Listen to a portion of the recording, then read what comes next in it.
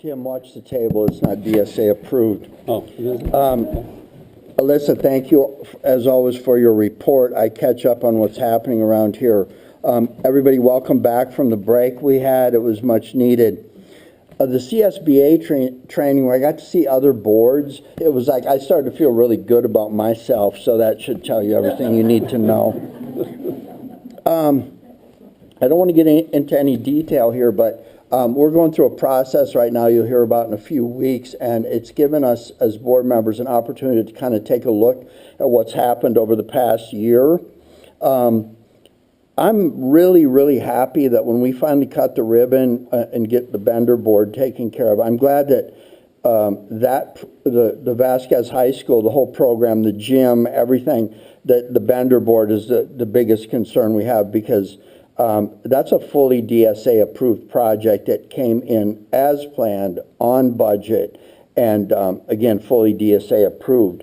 I think that speaks a ton to the Citizens Oversight Committee for the bond and what can be done when the community comes together and supports education. So sometimes we take that building for granted, but it shouldn't be taken for granted. That's a huge accomplishment. I want to let you know that tomorrow, I don't know how many of you keep up with local politics, but Assembly person Christy Smith is going to visit Agua Dulce, which is the iLead campus.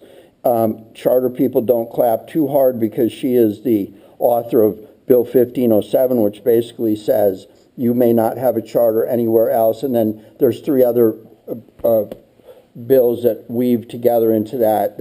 Some people, you might have noticed, have a very different look at what vetting a charter means than I do. So I very much appreciate the charters that come in here and ask the question and can answer the questions, and maybe come back later and say, we need to fine tune that, or I don't really know that information, I'm going to bring it back. That means so much to me, because I am not going to be embarrassed out there tomorrow. I'm going to stand there, I'm going to take my photo off with her and blow it up all over Facebook, because she has a very critical eye about charters. So I'm very proud that I'm going to go out there and have something to show her. And again, thank you, charters, that come in here and give me something I can look at and not be embarrassed about.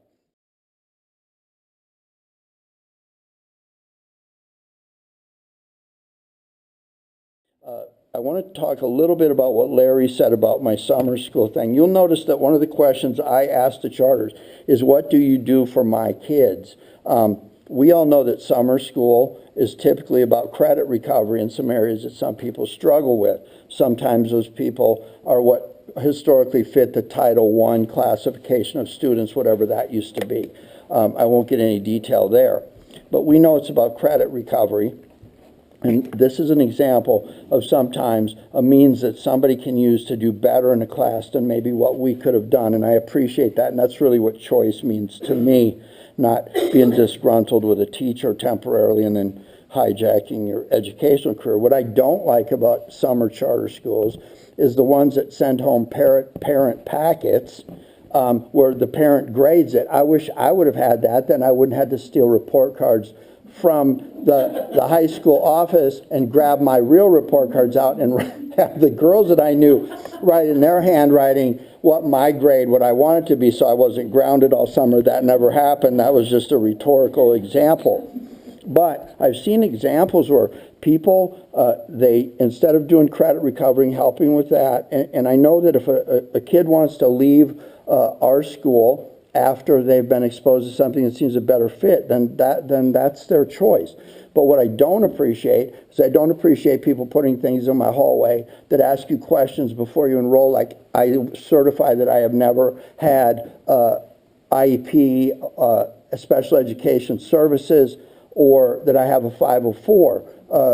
The Civil Liberties Union has written a paper about that being rampant in California. I also don't appreciate someone giving somebody a packet, having the parent grade it. You come in and review the packet for 1 hour. You do basket weaving or dancing or some of the other things I'm obviously illiterate at. And then you charge 6 days of enrollment. We all know that outside of ESY for SPED, there is no program funding for what we call summer school. If you go to school year-round. So what ends up happening is some of these programs, they come in and take 6 days of enrollment. Who goes to school 6 days a week. Does anyone tell me where that's a typical practice? Japan, and I ain't in Japan, son. So charters, I encourage you to come in and if you can, just have some representation and some materials to show people that might be interested in that, because there is a demand. And then I want to just make sure that everybody that offers these services has the ability to show off their wares. So that's it, Kelly. So my own, I don't know if it was coinciding with your thoughts, Mr. Pfalzgraf, but my only comment was there's a on Catherine, where it says elementary school teacher, it should read special education preschool teacher, and my agenda just wanted to just pull it up. It's Catherine Gonzalez. That particular position where it says elementary school teacher should be special education preschool teacher. And I don't know if that was what you're... That takes care of it, thank you. You're welcome. So can we just fix that in the, can we fix that, or do we have to pull it? I will make a suggestion that the board make a motion to accept with the correction, special education preschool teacher, and strike elementary school teacher. Okay. So we're going to make a motion to approve 9.05 with the amendment to make Catherine Gonzalez elementary teacher, to strike that and make it a special education preschool teacher. Correct. And can I get a motion? So move. Okay, and can I get a second? I'll second. And can I get a vote? Aye. Aye. I have never seen a time where the assistant superintendent or the superintendent served the function of a SPED coordinator or a SPED director. Would that be accurate? Correct. It would be. Okay, so I don't know what the motivation is. Eliminating this position to put a pot of money over here for something else that someone may feel we need right at this particular time is not the motivation. Let me shed some light on some things that I think may help you understand motivation. I cannot talk about things other kids have been through, but what I can talk to you about is what I have been through. And let me see, Tammy's 13, so I have a decade of SPAD experience in this district.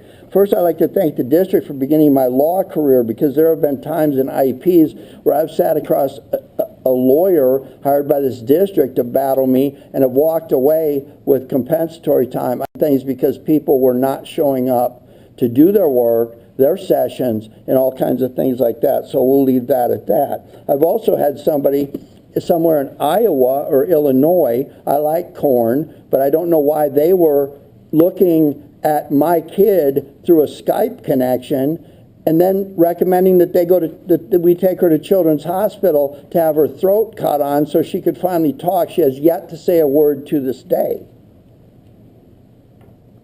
I think why we're hiring this program is we're going to make this thing accountable, because here's what happens. Let's say that you don't have an ELD program. Let's say that your EL program, let's say your Title I programs, those are kind of iffy, and you don't have somebody going, hey, this is where the problem is starting. I can see it right there, and I ignore it. Okay? What ends up happening is you end up with a SPED room. You've got behavioral issues that sometimes are genetic, that are sometimes, who knows, but you've got severe challenges where it takes adults to keep a calm situation. Then over here, you've got cognitive limitations, you've got physical limitations, and then somewhere in the middle, when all the attention is going to that, because we didn't do our interventions early, we have kids who are in there because maybe they've been misdiagnosed, meaning I didn't do well for 3 grades, and I'm starting to fall behind, and then we finally have an IEP. And so while the fiasco is going on with the behavior and this and all the attention is going wherever it goes, the kids in the middle that actually need the help don't get it. They grow up to be underemployed and chronically subject to drug abuse and other things I don't want to talk about. And I'll be the first one to blow up about, what do they call it, infringement, impingement, encroachment, that SPED encroaches. It sure will if you let it out of control and you got lawyers everywhere.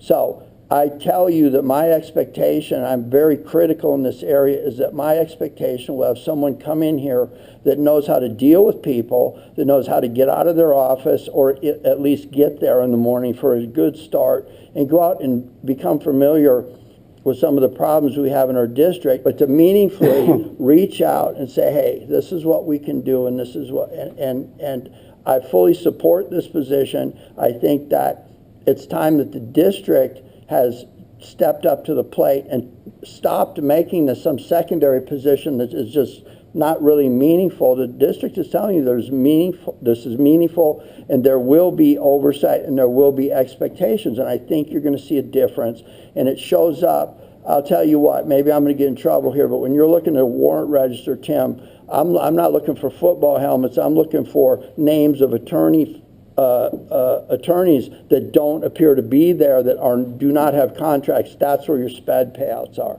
So please assure the public that this is something that's meaningful.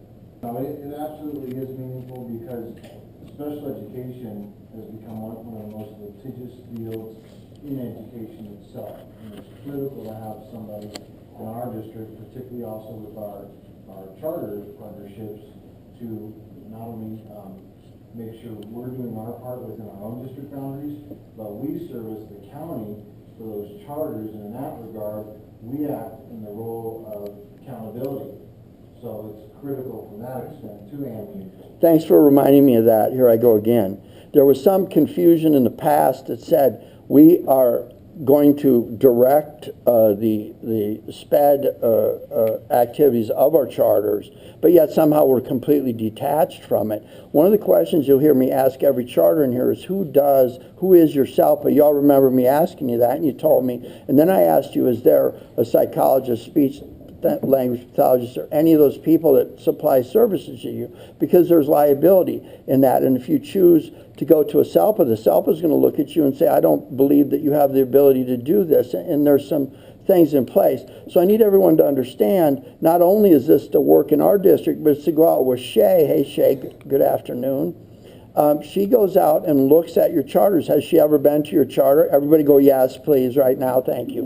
But part of this person's job is to go out there and take a look and see, is there compliance? Is there evidence that the classrooms aren't blowing up, and the kinds of things I talked about? And so this is a very multifaceted role, and it's meant, I don't want a dollar spent on SPED that doesn't need to be spent, because my job is equity in this district. I know what my daughter is. I know what our future is, and we accept that, and we love her for what she is. But there are kids in this district that, when they're given the things that they need, they're going to be the leaders in the world that will affect her life. So I'll close out again. Thank you for your patience, everyone. So I think what you're saying is that, okay. Oh, don't do that to me, because I'll repeat everything I said. Okay. Is anyone confused about what I said? Show of hands. Thank you. Tim, this is part of that character that we just have to learn to get along with. Wait till I get serious, Tim. I know. Okay, so do I have a motion? Yeah, we moved it in. Okay, now I'm calling for a vote. Aye. Aye. Yeah, it was, my understanding is anything the board asked that wasn't clear, and even if it was clear, you issued the 2-page thing. So is that posted on the district website where anyone can get to it? You can. It's not at this time.